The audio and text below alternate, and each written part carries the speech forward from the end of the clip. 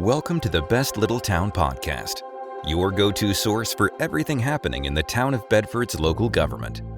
Whether it's new initiatives or important decisions shaping our town's future, you'll hear it right here. This podcast is dedicated to keeping our residents informed and engaged. Greetings and welcome to the September 10th, 2025 edition of the Best Little Town Podcast. This is a program brought to you by the town of Bedford in conjunction with our partners at Media Squatch to recap the events of town council meetings and provide information about the activities of town government. My name is Bart Werner. I have the privilege of serving as the town manager of Bedford and joining you this morning on the 10th because we had a meeting last night on Tuesday, September the 9th, which I'm here to recap.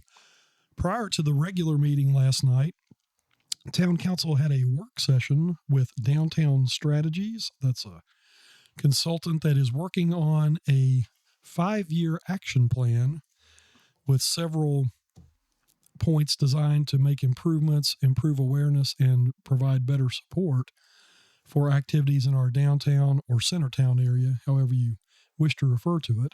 That work session kicked off at 6 o'clock p.m. We did record and we also streamed that for the benefit of those who were not able to be there presently. But also, just a little background, that this plan and these consultants were funded through a grant received by the Federal Department of Agriculture. So we got the benefit of their insight and their recommendations at no cost to the town in terms of the expenditure that was put out. That work session wrapped up a little bit before 7 o'clock, and at 7 o'clock p.m., Mayor Stanley promptly called the regular meeting to order. The first item of administrative business dealt with allowing Councilman Todd Foreman to attend via remote connection due to work commitments he had in Wisconsin. So Todd actually joined us on the computer screen last night virtually. In order to do that, the town council has to vote to approve that, which they, of course, did. We then moved right into the agenda. The first item was the approval of the minutes from the August 26th regular council meeting, which those minutes were approved.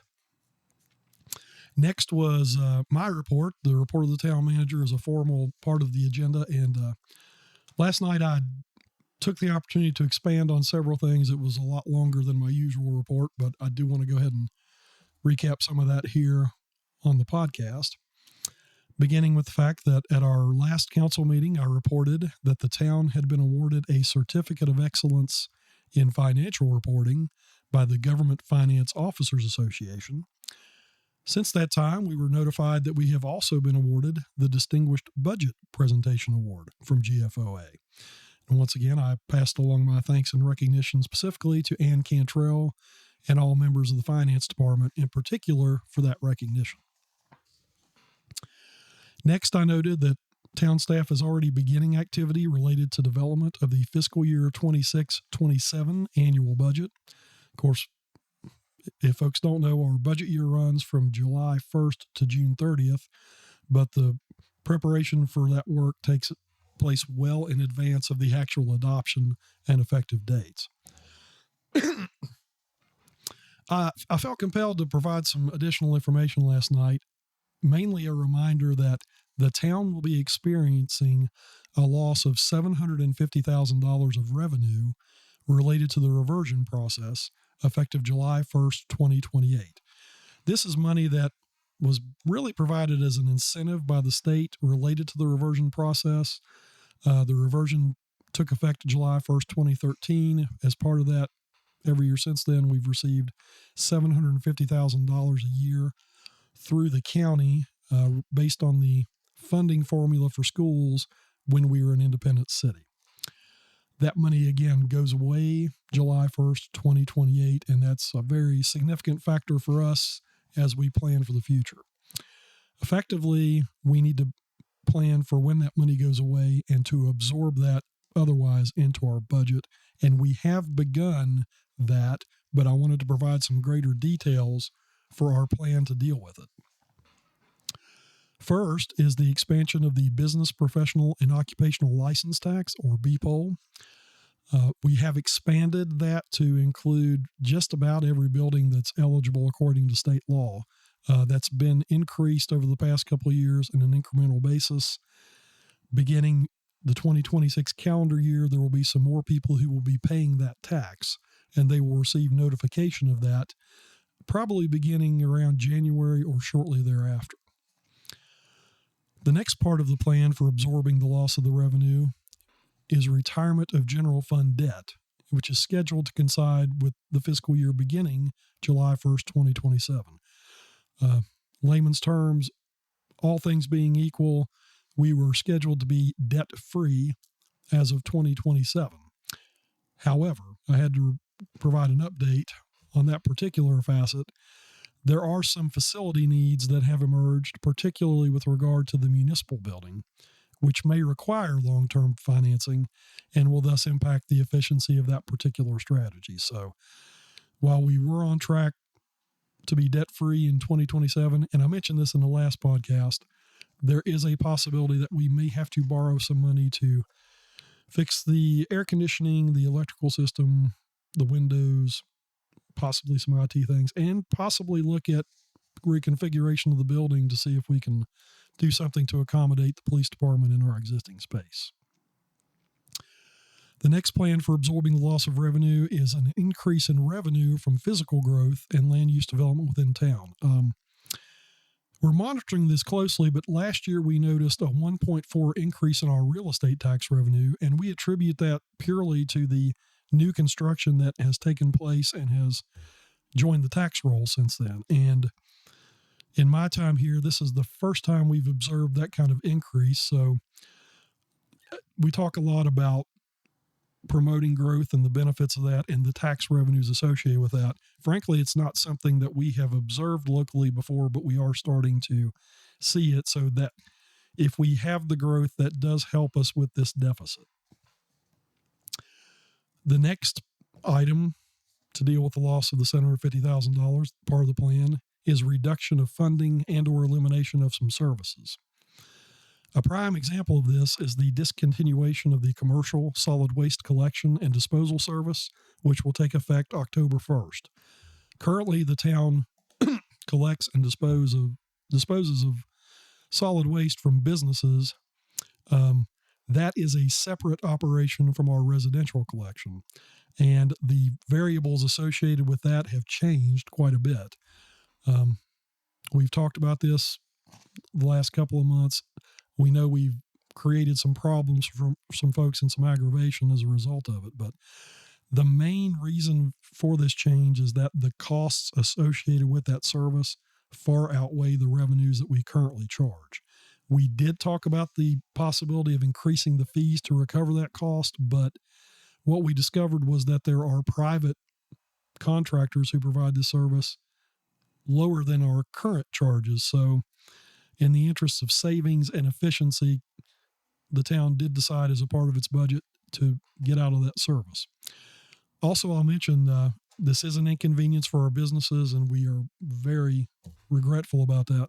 It impacts the town as well. So when I say commercial services, the town is a business also. So I was just talking to Ann Cantrell today about the fact that we have to find another hauler for our trash because we're not providing that service to ourselves. Getting out of the commercial trash business, again, that effective date is October 1st, also allows us to get out of some operating costs related to disposal. Again, the collection costs are not nearly as onerous as what's behind it in terms of disposal. One of which is we're required to operate a transfer station that has some capital challenges and also some operating costs to it that we would not be required to bear if we discontinued the service. We intend to present a draft of a request for proposals related to the possible sale of the transfer station that we currently operate on Orange Street. And of course, the proceeds from that sale would again be applied, at least on a one-time basis, towards the loss of that $750,000 that I'm going to keep referring to. Another aspect of our strategy is to pursue greater efficiency in our staffing. This actually is an ongoing effort. Not many people are aware of that. In fact, most of our current employees are responsible for several duties in addition to their specific job titles. Last night, I mentioned Mary Zirkle mainly because she happened to be sitting across the council chamber from me at the time. Mary's title is Community Development Director. What people don't realize is that encompasses responsibility for economic development, planning, and zoning administration, which, if you look at other organizations, certainly organizations that are larger than us, but even some towns of comparable size, those are oftentimes separate jobs, and Mary is actually performing those tasks under one umbrella and wearing one hat. The other example I'll give is our public works staff. Again, going back to the trash collection, our public works staff do a wonderful job of collecting and disposing of solid waste, mowing all of our properties, including our extensive cemetery facilities, and generally taking care of town facilities. And it's one crew that does all of that. We do not have specific people dedicated to specific tasks. Basically, our public works people are multitasking to carry out a variety of functions. And that's really true of most of our staff across the board. Those are just a couple of examples. The next financial strategy we're pursuing to deal with the loss of the $750,000 is the possible sale of surplus property. Council has identified a list of potential sites that are basically vacant land that is owned by the town that, at least in their mind, might be better served by offering it to somebody else for some other use.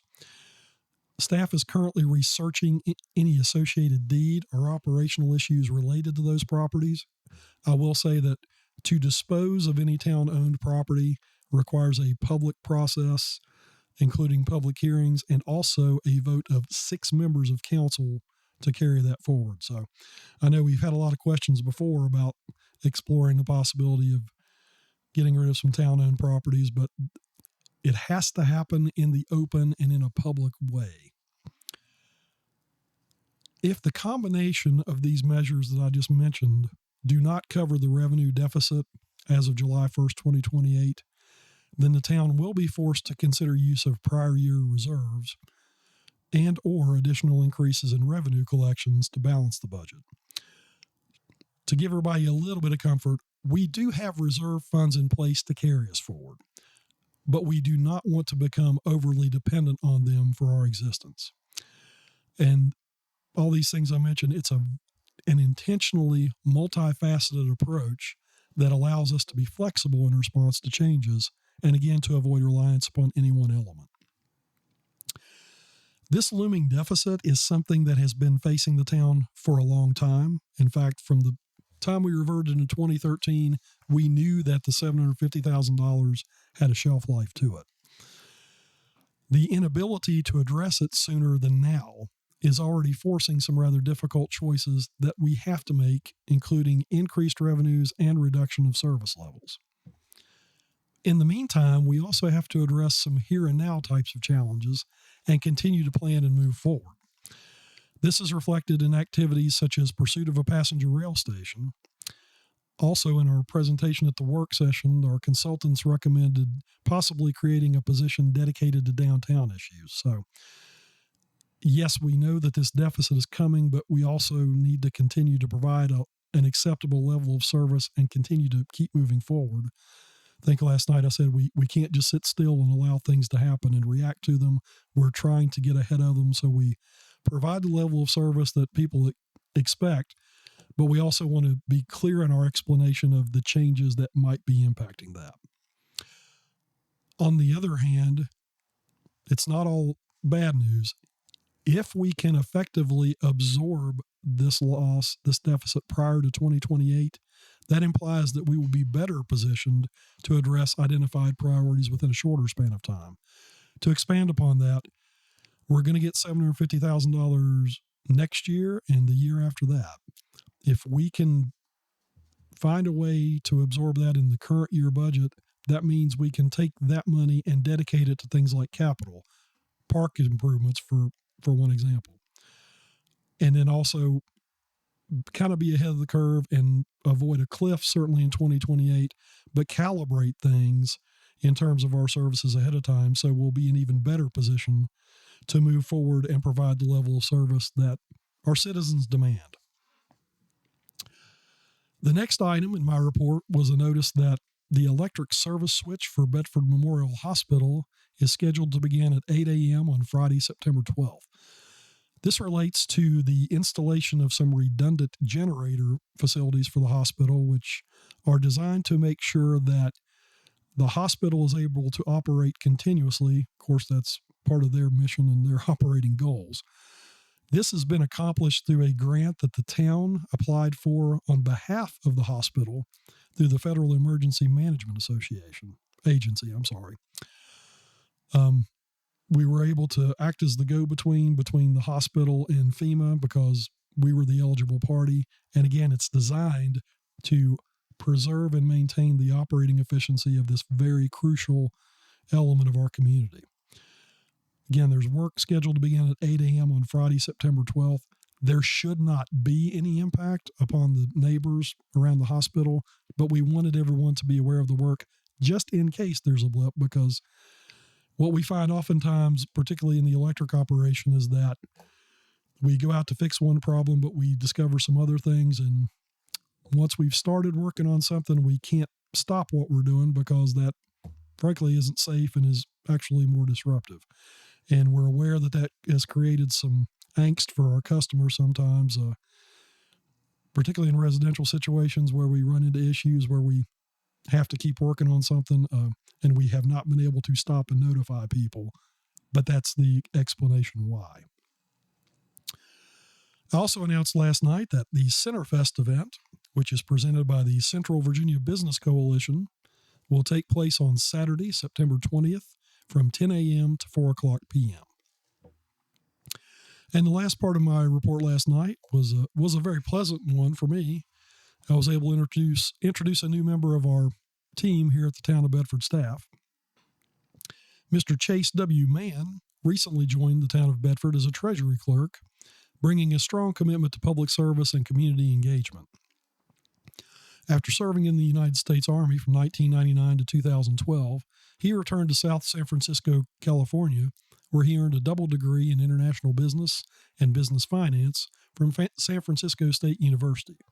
Chase has since worked in real estate as a licensed realtor, property manager, and association manager.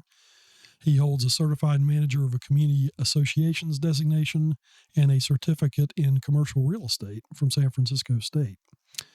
Outside of work, Chase is a devoted husband to his wife, Leah, and proud father to his son, Isaac, and daughter, Joelle.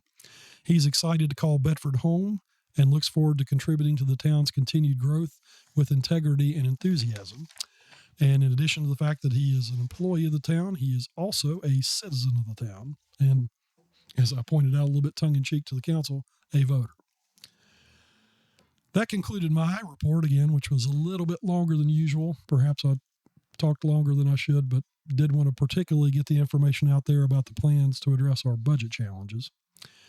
Next was appearances before council. We had two. Reverend Dan Steele appeared. He read scripture from Acts chapter 17, verses 29, and Colossians chapter 1, verses 15. He expanded a little bit on those passages, but the point of his comments was to give glory to God for all things and to note that we are blessed in all of our activities and our existence by his will. And following up on that, he offered a prayer for council and the community. The next person to appear before council was Tracy Davis, who is a resident of Forest Road. She extended her thanks to town council and staff for the recent speed limit change on Highway 221 and reducing the speed limit in that area to 35 miles per hour. She shared her view that she was sorry to hear that council is taking heat for that decision, and she expanded on that just a little bit. And she hopes that people will be a little bit kinder in their treatment of our elected officials and also their neighbors and each other in general. She did raise a concern about some remaining issues that could be addressed with signage related to some blind driveways and a curve. On an editorial note, I will note that those are things that we are already working to address, and I think our police chief spoke to her after the meeting about that particular concern. The next item of business was council comments. Began with Councilman Stacey Haley, who thanked all the people who were personally present in attendance at the meeting, and he also extended his thanks to staff and employees for their efforts, and in particular welcomed Mr. Mann to staff. Councilman Todd Foreman, who was attending remotely, again thanked everyone who was physically present, and also to council for allowing him to participate via Zoom. Councilman Jay Ippolito extended welcome to our new employee, Mr. Mann, and also expressed his thanks to Pastor Steele for his comments. Councilman Dwight Evans expressed his thanks to people who were watching the meeting on YouTube.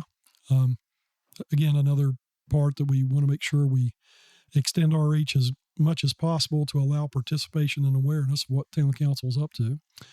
And he also encouraged people to participate in the Town Police Department Academy. And that's something I was remiss in mentioning.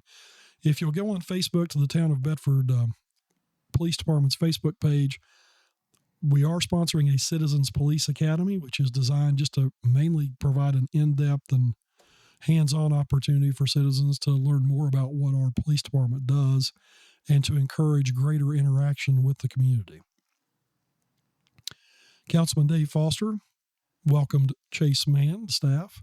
He also noted that the anniversary of 9/11 is coming up and wanted people to remember those that we lost and those who serve. And going back up at my list, I did misspeak. Actually, Vice Mayor Darrell Updike offered his welcome to Chase Mann, and thanks to Pastor Steele for his comments. Councilman Ippolito, I incorrectly attributed Mr. Updike's comments to him. Councilman Ippolito had also welcomed Chase Mann and extended his thanks to the people who were attending. So I apologize for that little glitch in reading my own handwriting. Finally, Mayor C.G. Stanley extended his thanks to Ms. Davis for her comments. In addition to her comments about the speed limit change, she also had some nice things to say about town staff, which we certainly do appreciate. And CG expanded on those just a little bit. CG noted that back on August 27th, he attended an event at the Welcome Center sponsored by Senator Mark Warner related to the broadband activities within Bedford County, and congratulating the folks at that level for providing that level of service. Later that afternoon, he attended an update on the town's comprehensive plan, which was presented by our consultants, EPR. On September 4th, he attended a candidate forum at Liberty Middle School, sponsored by the Chamber of Commerce, and he was actually invited to give some comments about community engagement and some things going on in town, and mentioned he was grateful for that opportunity. That concluded that portion of the agenda. There were no council committees who have met to report. There was one revision to the agenda offered by Vice Mayor Updike. That was discussion of possibly renaming the town of Bedford, and that was added as the last item of new business, and we'll cover that shortly as we dive back into the regular meeting agenda. There was no old business. The first item of new business was a proclamation honoring Ms. Frances Coles. Frances had served faithfully on the city and later the town planning commission, as well as on the redevelopment and housing authority for almost 30 years.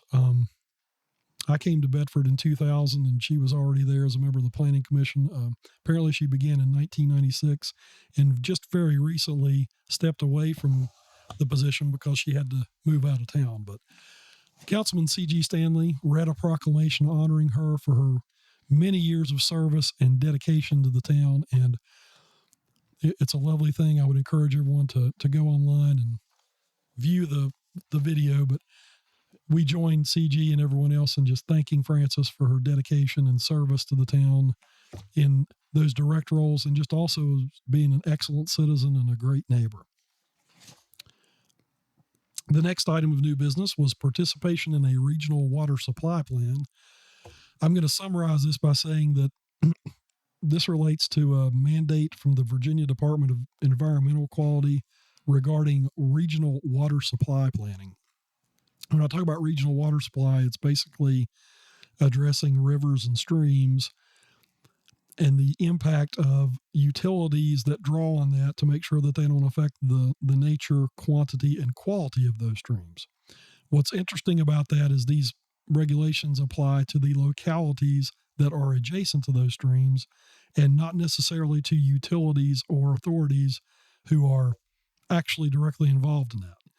We happen to be included in that regulation as it's defined by DEQ, which means that we have to come up with a regional water supply plan of our own every 10 years.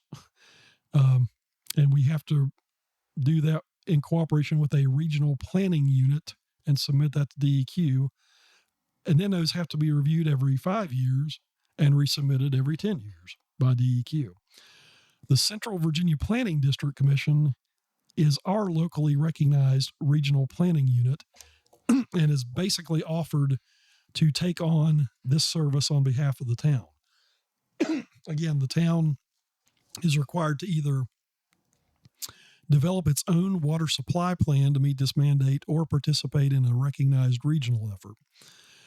The Central Virginia PDC is offering the service to all of its member jurisdictions in order to fund the study necessary and the plan that would have to be produced. They are pursuing a grant from FEMA. The town's share of that grant, if it is received, would be $4,000. And essentially, it's the proposed project is called the Middle James River Regional Water Supply Plan. As I explained to council, we requested them to authorize participation with the Regional Planning District Commission in their plan. Otherwise, we would have to produce a plan of our own. Question was asked as to what the cost of an individual plan would be.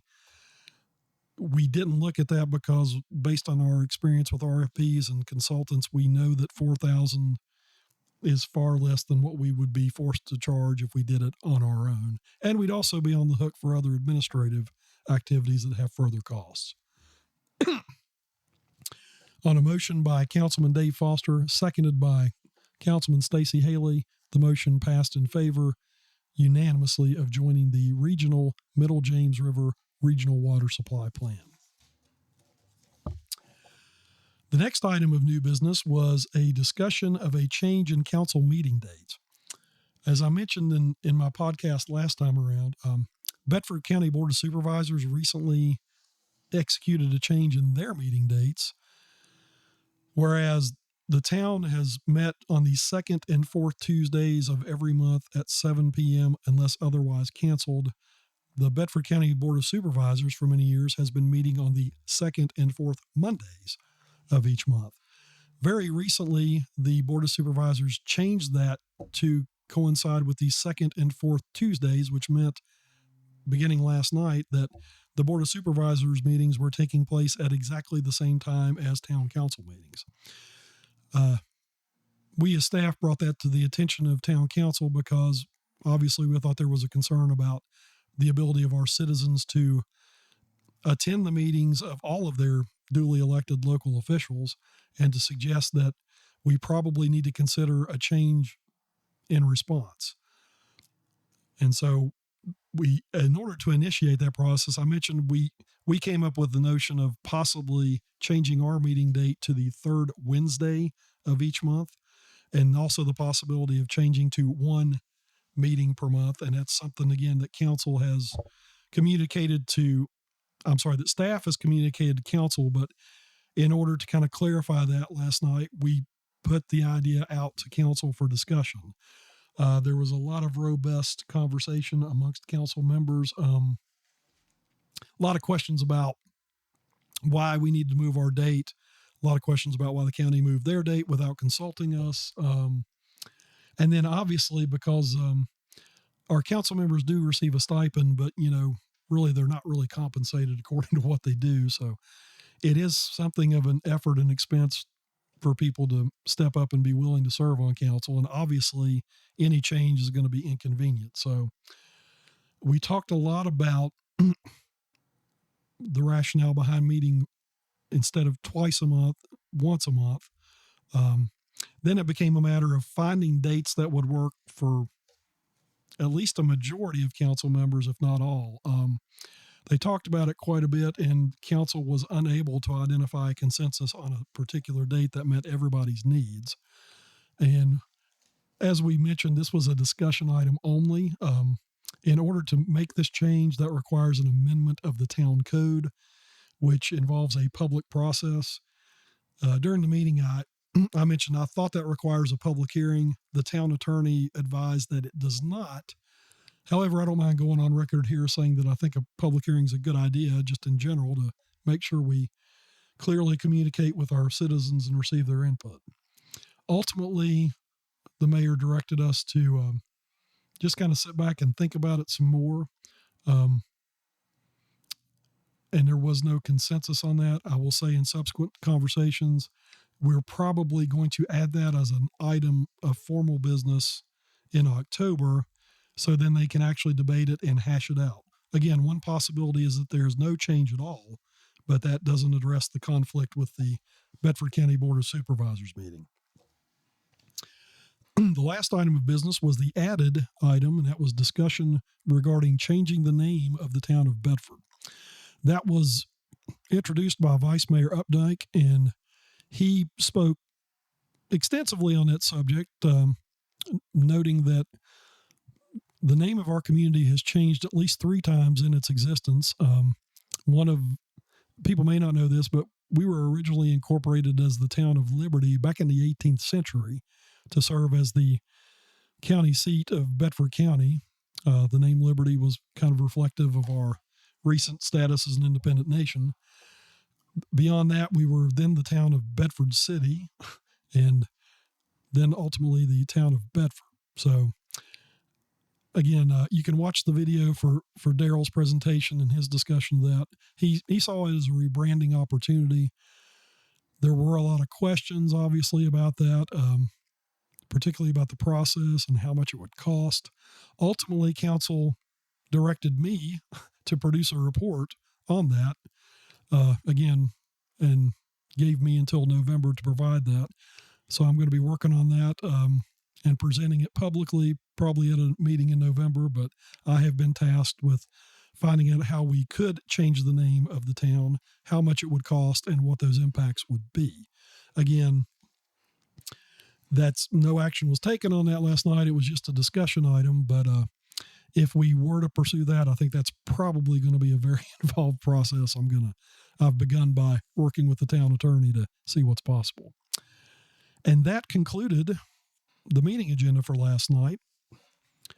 I'm going to close by following up a little bit and saying that, Ms. Davis and Mayor Stanley also made some kind comments about me personally, which I do appreciate, but I feel the need to say that I'm a member of a team here, and a lot of the accomplishments I'm not directly responsible for, so I can't claim credit for them. But I am very grateful to be here. The folks that I get to work with are extraordinarily talented and have a great deal of expertise and are dedicated to this community with their hearts and souls. And I will tell you personally that I consider it a great privilege to serve as town manager here. Don't take it for granted, and I don't feel entitled to it. And my only concern is what's best for this community, because I will tell you candidly that I dearly love Bedford and appreciate the opportunity to be here. And again, in this day and age where we can pretty much exist anywhere we want to with the technology available, there's nowhere I want to be. And I appreciate the neighbors that I get to live with who feel the same way. On that note, I'm going to conclude this episode of the podcast. We will be presenting another one, God willing, after our next council meeting, which is scheduled to take place Tuesday, September 23rd at 7:00 p.m. Until then, thank you for everything that you do to make this a great community. Again, best little town is sometimes a boast, always an aspiration. If there are any concerns you have about anything that the town's doing, or any questions or any recommendations, You can contact Town Hall directly during business hours, Monday through Friday, 8 a.m. to 5 p.m. at 540-587-6001 by telephone. Or you can email me anytime at bwarner@bedfordva.gov. Again, thank you very much for your attention. I look forward to spending this time with you again in a couple of weeks.